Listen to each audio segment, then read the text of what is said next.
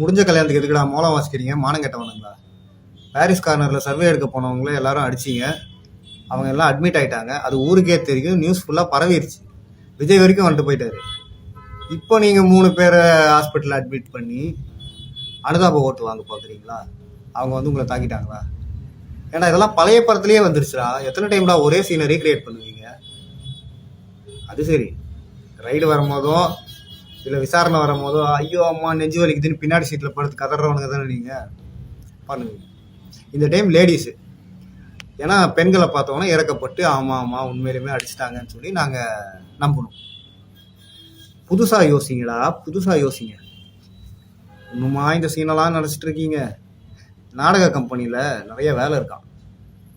யாரெல்லாம் வேணும்னு பார்த்து கூட்டமாக கூட்டிகிட்டு போய் நடித்து பெரிய ஆளாவாங்க. உதயநிதியை விட பெரிய ஆளாவாங்க. அவருக்கு நடிக்க தெரியாது.